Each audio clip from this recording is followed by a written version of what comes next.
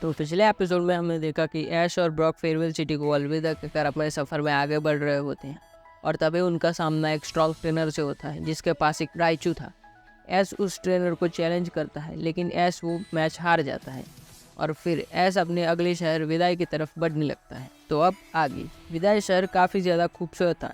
यहाँ पर कई सारे लोग घूम रहे होते हैं। ऐश को अपनी पिछली हार का काफ़ी ज़्यादा अफसोस था और पिकाचू काफ़ी ज़्यादा शांत था और ऐश पिछली वाली बैटल से बाहर आने की कोशिश कर रहा होता है।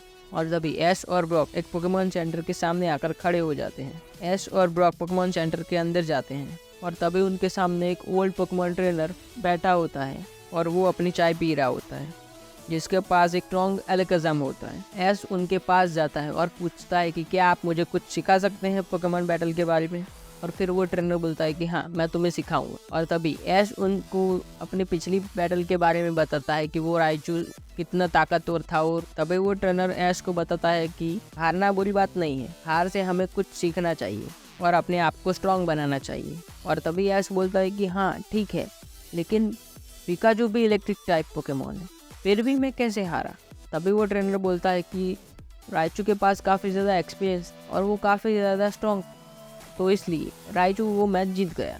और तभी वो ट्रेनर कहता है कि क्या तुमने कभी सोचा है कि पिकाचू को उसकी तेज़ गति का फ़ायदा उठाना चाहिए और उससे लड़ना सीखना चाहिए। और ऐसा सोचता है कि हमेशा मैं पिकाचू को सीधा हमला करने के लिए कहता हूँ, तो शायद मुझे अपनी स्ट्रेटेजी चेंज करनी होगी।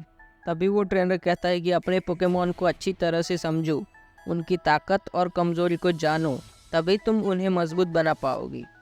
और कहता है कि मैंने आपसे बहुत कुछ सीखा। और थोड़े दिन बाद ऐश पिकाचू के साथ कड़ी ट्रेनिंग करना शुरू कर देता है। एक नई स्ट्रेटेजी बना रहे होते जिसमें वो पिकाचू की तेज़ गति का इस्तेमाल करते हैं और पिकाचू की थंडरबोल्ट को काफ़ी ज़्यादा स्ट्रॉन्ग बनाते हैं। एक दिन शहर के बाहर एक खुले मैदान में ऐश और पिकाचू ट्रेनिंग कर रहे होते हैं और अचानक उन्हें वहीं राइचू वाला ट्रेनर दिखाई देता है और वो ट्रेनर दूर से ऐश को देखकर हंस पड़ता है।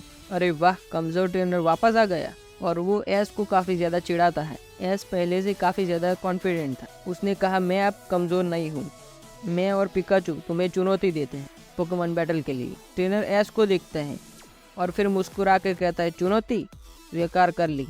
इस बार बैटल काफ़ी ज़्यादा डिफरेंट थी। पिकाचू अपनी गति से राइचू के सभी हमलों को डॉज कर रहा होता है और वो एक शानदार मौके का इंतज़ार कर रहा होता है।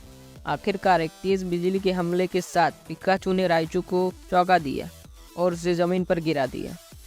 राइचू उठने की कोशिश कर रहा होता है लेकिन वह हार गया। ट्रेनर को अपनी हार स्वीकार करनी पड़ती है और वो काफ़ी ज़्यादा शर्मिंदा होता है और वो ऐश से माफ़ी मांगता है कि माफ़ कर दो मुझे, मैंने तुम्हारे साथ गलत व्यवहार किया। ऐश मुस्कुरा कर कहता है, कोई बात नहीं। और फिर ऐश और वो ट्रेनर दोस्त बन जाते हैं और फिर ऐश और ब्रॉक अपने सफ़र में आगे बढ़ने लगते हैं। आज के लिए इतना ही, मिलते हैं अगली वीडियो में, तब तक के लिए गुड बाय।